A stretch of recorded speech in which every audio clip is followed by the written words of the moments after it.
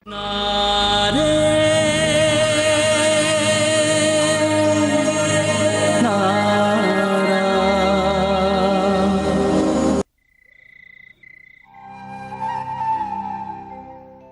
மருமகளே, அங்க என்ன நடந்திருந்தாலும் உன்னோட இத்தனை வருஷம் நம்பிக்கையினால எங்க எல்லாருடைய வாழ்க்கையிலையும் ஒரு சின்ன சந்தோஷத்தை இப்ப அனுபவிக்கிறோம்.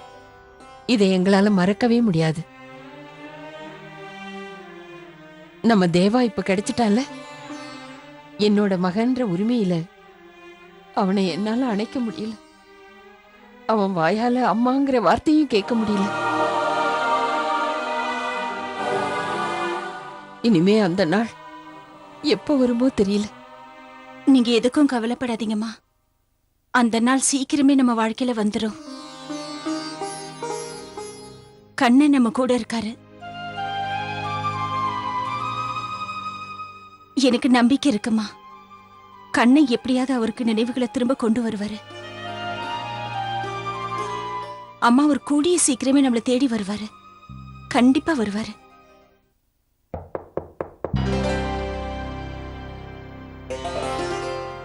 ராதே ராதே. மகான்ஜி. ராதே ராதே. நல்லா இருங்க. வாங்க உட்காருங்க. உட்காருங்க.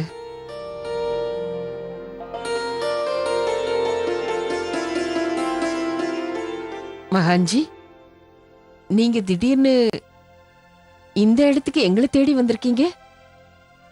சுஷீலும் அர்ஜுனும் நீங்க இருக்கிற இடத்த சொன்னாங்க. இத்தனை வருஷமா நீங்க ஆக்ரால தான் இருக்கீங்களா?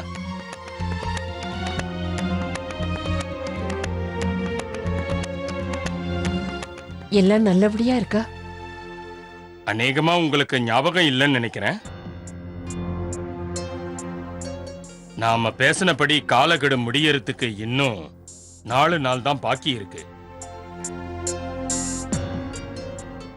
அதுக்குள்ள சொன்ன மாதிரி அவர் திரும்பி வரலன்னா நான் இனிமேல் யோசிக்க முடியாது. அவர் இறந்துட்டதா தான் முடிவு பண்ணணும். அதோட அர்ஜுனுக்கு மகா பண்டிதர் பதவியை கொடுக்க வேண்டிய நிலைமையில இருக்கிறேன்.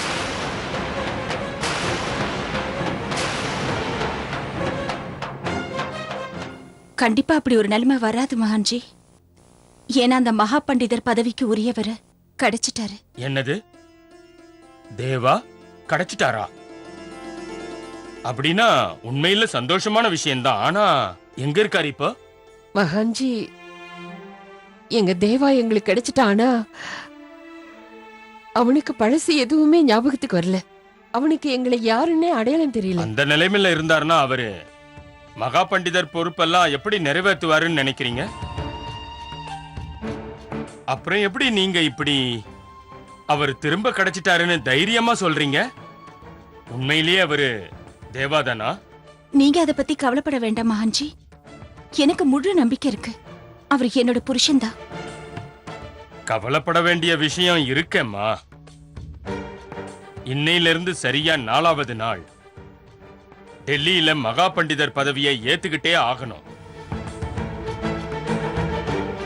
இப்ப நீங்க யாரோ ஒருத்தரை தேவான்னு சொல்றீங்கல்ல, அவர் உண்மையிலேயே தேவாவா இருந்தா அவர் டெல்லிக்கு வந்து தான் யாருங்கிறத நிரூபிச்சே ஆகணும். ஆனா அவர் இப்ப இருக்கிற நிலைமைய நீங்க சொல்லும் போது பார்த்தா அவரால தான் யாருங்கிறத எப்படி நிரூபிக்க முடியும்? ஒருவேளை அவரால நிரூபிக்க முடியலன்னா பதவி அர்ஜுனுக்கு போயிடும்.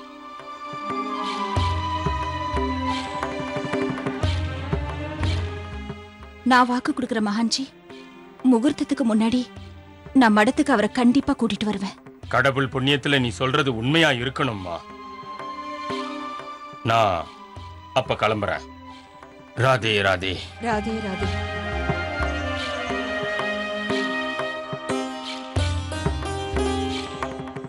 ராதே ராதே. சின்ன மருமகளே, நீ எப்படி மகான்ஜி கிட்ட அப்படி ஒரு வாக்கு கொடுத்த? அம்மாடி, 4 நாளுக்குள்ள நாம எப்படி பழைய தேவாவா பார்க்க முடியும்? அவன் தேவாதானா? இவ்வளவு சீக்கிரத்துல எப்படி அவன் பழைய ஞாபகத்தை திரும்ப கொண்டு வர முடியும்?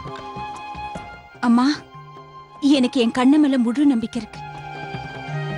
கண்ண அவரோட பக்தர்களை சோதிக்கிறது என்னமோ உண்மைதான். ஆனா கஷ்டம் ஏற்படும் போது அவர் கண்டிப்பா கைவிட மாட்டாரு.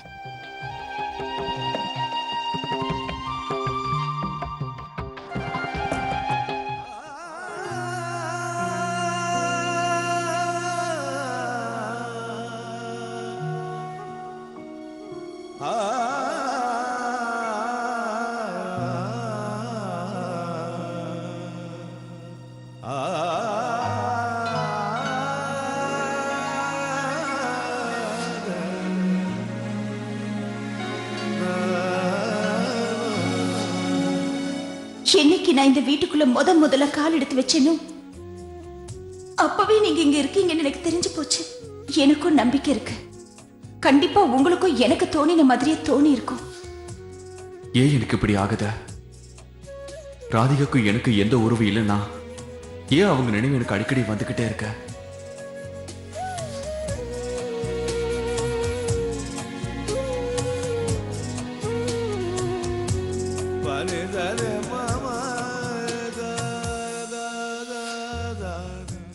அவங்க என் முன்னால வரும்போது நிச்சயமா என் மனசுக்கு தெரியுத ஏதோ ஒண்ணு இருக்க. அடிக்கடி அவங்க நினைப்பு வந்து ராதிகாக்கு என்ன ஆகுமோ ஏதாகுமோன்னு ஏன் என் மனசு இவ்வளவு கஷ்டப்படுது? இல்ல, இது தப்பு. என்னை பொறுத்த வரைக்கும் திப்புவும் கணிக்கவும் தான் என் வாழ்க்கை. அவங்க இருக்கும்போது நான் ராதிகாவை பத்தி யோசிச்சா அது ரொம்ப தப்பு. ராதிகாவை விட்டு நான் வேலைக்கு போயிடணும். அதுதான் ரெண்டு பேருக்குமே நல்லதா. உன்னுடைய எல்லா கஷ்டமும் தீயில போட்ட மாதிரி எல்லாம் முடிஞ்சு போச்சு. உன்னுடைய எல்லா பொய்யான டாக்குமெண்ட்டையும் முத்திர குத்துன மாதிரி எல்லாத்தையும் உண்மையாக்கிட்டேன். ஆனா உண்மை என்னன்றது நம்ம ரெண்டு பேருக்கு மட்டும்தான் தெரியும். அந்த அவே மாப்பிள்ள உனக்கு புருஷனும் கிடையாது, உன்னுடைய குழந்தைக்கு அப்பாவும் கிடையாது. உண்மைய சொல்லணும்னா அந்த ராதிகாவோட புருஷன் தேவாதான் அவன்.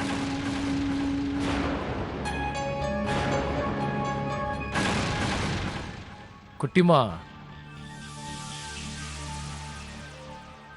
உன்னுடைய எல்லா பிரச்சனைக்கும் நான் ஹெல்ப் பண்ணியிருக்கேன். இது உன்னுடைய டர்ன். நீ தான் இப்ப எனக்கு ஹெல்ப் பண்ணணும். என்ன ஹெல்ப் பண்ணணும்னா? இந்த வீட்டோட பையன்னா இந்த மொத்த அரண்மனைக்கும் வாரிசு நான் தான். ஆனா அந்த வீட்டுல எனக்கு என்ன மரியாதை இருக்கு? என் வாழ்க்கை முழுசும் இந்த மாதிரி வாழறதுக்கு நான் விரும்பல. எனக்கு இந்த வீட்டுல என்னோட உண்மையான உரிமை வேணும். உன்னால மட்டும்தான் எனக்கு வாங்கி தர முடியும். அம்மா அந்த அபிக்கு எப்படியெல்லாம் மரியாதை கொடுக்கறாங்களோ அதே மரியாதை எனக்கு வேணும். எனக்காக அந்த உதவி செய்வல்ல?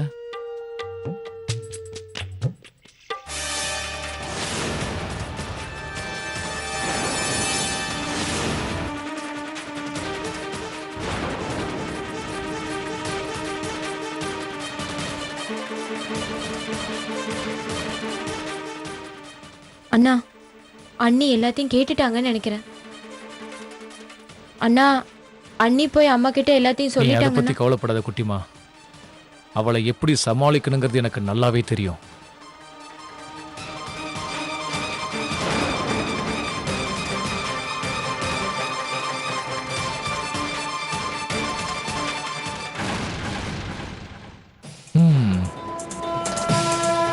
என்னாச்சு மகாராணிக்கு? எதுக்காக இப்ப இந்த செவுத்தோட ஒட்டிக்கிட்டு இருக்க? எதுக்காக தேவையில்லாம உன் புருஷன்கிட்ட இப்படி எல்லாம் பயப்படுற? வெளியே கிளைமேட் எவ்வளவு நல்லா இருக்கு. ஆனா உன் நெத்தியில மட்டும் ஏன் இவ்வளவு வேர்வை இருக்கு? பேய் ஏதாவது இந்த வீட்டுக்குள்ள பாத்தியா என்ன? வா, உனக்கு பிடிச்சிருக்க பேய ஓட்டுறேன். வாங்க வாங்க உட்காருங்க.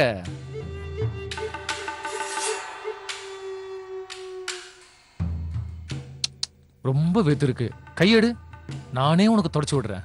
ஏன் பயப்படுற?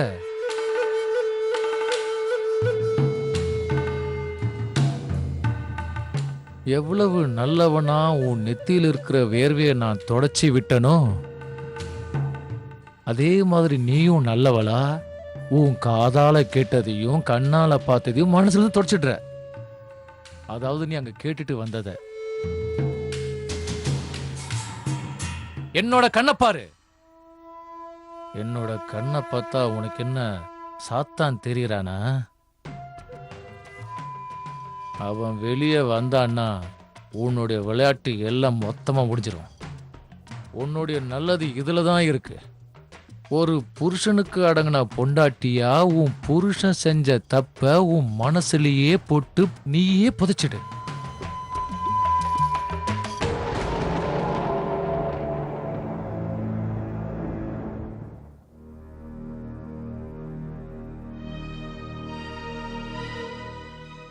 தன்னோட பழைய நினைவு திரும்பி வர வரைக்கும் எங்க 2 பேருக்குள்ள ஏதோ இடைவெளி இருக்கணும்னு அபய் நினைக்கிறார். ஆனா நான் ஏதாவது ஒன்று பண்ணி அந்த இடைவெளி இல்லாம பண்ணியே ஆகணும்.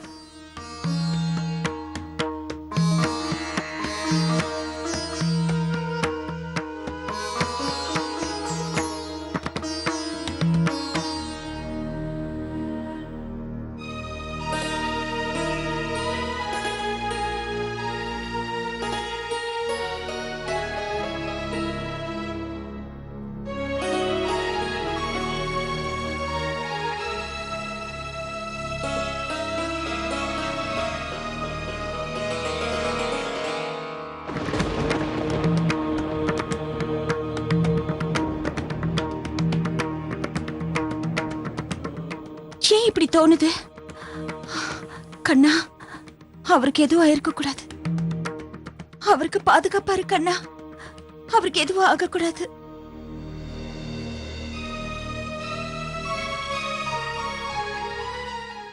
அபய், ஏன் இப்படி இருக்கீங்க? நாம 2 பேரும் சேர்ந்து வாழ ஆரம்பிச்சு கிட்டத்தட்ட 5 வருஷத்துக்கு மேல ஆயிடுச்சு. தெரியாம தான் கேக்குறேன். நீங்க இப்படி பழசையே நினைச்சிட்டு இருந்தீங்கன்னா அப்புறம் நம்ம ஏன் புது வாழ்க்கையை ஆரம்பிக்க கூடாது? என்னால புரிஞ்சுக்க முடியுது கணிக்கா. இன்னைக்கு நடந்ததை பார்த்து நீ ரொம்ப பயந்துட்டல்ல?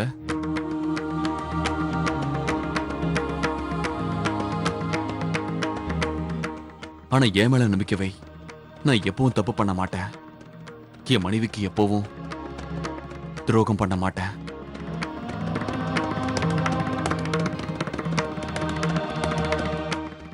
நம்ம புது வாழ்க்கையை நிச்சயமா சந்தோஷமா ஆரம்பிப்போம். ஆனா வலுக்கட்டாயமா ஆரம்பிக்க கூடாது. நம்ம 2 பேரும் கணவன் மனைவி. நம்ம 2 பேருக்கு நடுவுல நம்பிக்கை ரொம்ப முக்கியம். எந்த ஒரு நிலையிலும் நம்மளை யாராலையும் பிரிக்கவே முடியாத. தீப் உனக்காக காத்துக்கிட்டு இருப்பான். நீ போய் பட, நான் வந்துடுறேன். என்ன பண்றதுன்னு ஒண்ணுமே புரியலையே. எப்படி அபய் இந்த விஷயத்துக்கு சம்மதிக்க வைக்கிறது? ஆனா ஏதாவது ஒண்ணு பண்ணி ஆகணும். அபய் இந்த உறவை ஏத்துக்க வச்சே ஆகணும். அப்படி சம்மதிக்க வைக்கலனா ராதிகா அப்புறம் மறுபடியும் எங்க வாழ்க்கையில குறுக்கு செவரா வந்து நிற்பா.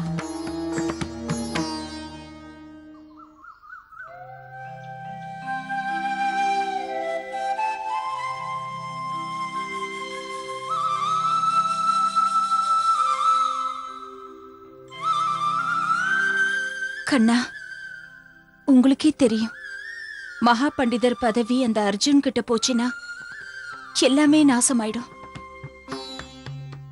நான் இந்த விஷயத்துல முடிஞ்ச அளவுக்கு போராடிட்டு இருக்கேன். ஆனா நீங்களும் எனக்கு துணையா இருக்கிறது மட்டும் இல்ல கண்ணா, இந்த விஷயத்துல எனக்கு உதவியா இருந்து என்னை வெற்றி அடைய செய்யணும்.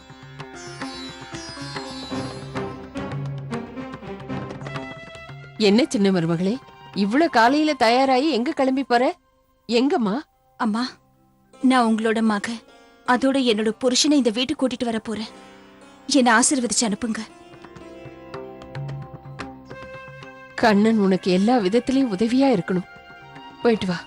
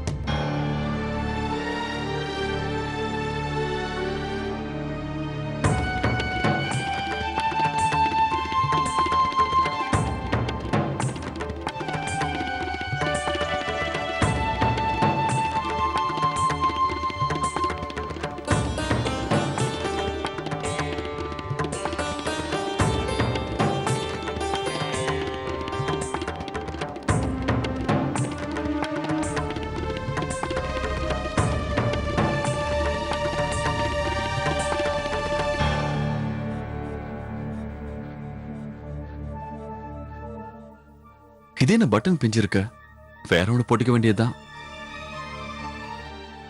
என்ன ஆச்சு அபய்? ஏன் இப்படி டென்ஷனாவே இருக்கீங்க? இல்ல கனிகா, அப்படிலாம் ஒண்ணும் இல்ல. ஓ, பட்டன் பிஞ்சிருச்சா? நான் ஒரு பட்டனை வச்சு தச்சு தரேன். வேண்டாம் கனிகா, பரவாயில்ல விட, நான் வேற குர்தா போட்டுக்கிறேன். கனிகா இதுல ஒண்ணு தேவையில்ல. அபய், நான் உங்க ஒய்ஃப் தானே, இதெல்லாம் செய்ய வேண்டியது என்னோட கடமை. சட்டை பட்டன் தானே, அதை கூடவா நான் தைக்க கூடாது? அதுக்கே இப்படி பயப்படுறீங்க?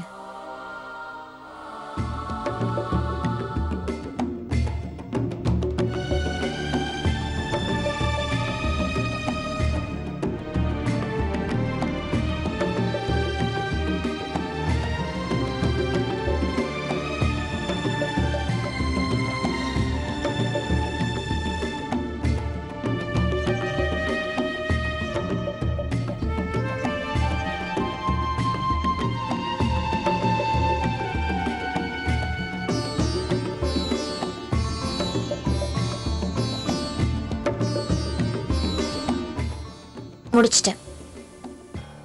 இப்போ நீங்க தைரியமா இருக்கலாம்.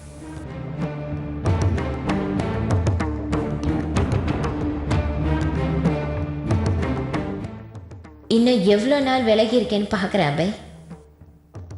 பாக்குறேன், சீக்கிரமா நான் உங்களை சொந்தமாக்கிக்கிறேன்.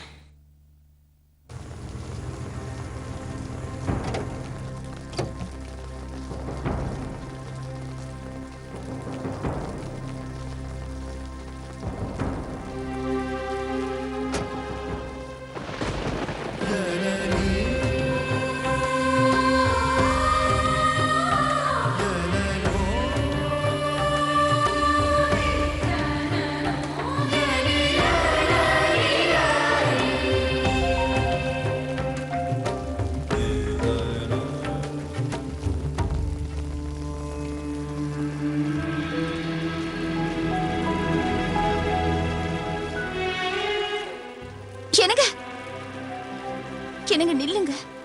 ஏன் இவ்ளோ நேரம் ஆக்குனீங்க? உங்களை பார்க்க எவ்வளவு நேரமா காத்திருக்கேன். என்ன பார்க்கவா? ஏன் அம்மா இங்க என்ன பண்றீங்க? நான் உங்க மனைவி. எனக்கு எப்பெல்லாம் தோணுதோ அப்பெல்லாம் உங்களை பார்க்க வருவேன். எனக்கு அந்த உரிமை கூட கிடையாதா? நான் உங்க புருஷன் இல்லைன்னு சொல்றேன்ல. எனக்குன்னு ஒரு குடும்பம் இருக்கு, ஒரு மனைவி இருக்கா, ஒரு குழந்தையும் எனக்கு இருக்கு. நீங்க எதுக்காக இங்க வந்தீங்கன்னு தெரியல. என்னையும் என் குடும்பத்தையும் ஏன் தேவையில்லாம கவலைப்பட வைக்கிறீங்க? ஆனா உங்களுக்கு ஏன் இந்த விஷயம் புரிய மாட்டேங்குது? நான் தான் உங்களோட மனைவி, உங்களுக்குன்னு ஒரு குடும்பம் இருக்கு. நீங்க இல்லாம நாங்க எல்லாரும் எவ்வளவு கஷ்டத்துல இருக்கோம் தெரியுமா? கண்டிப்பா உங்களுக்கு தெரிஞ்சிருக்க வாய்ப்பில்லை. அத புரிய வைக்கத்தான் நான் இங்க வந்திருக்கேன். வாங்க என் கூட. இங்க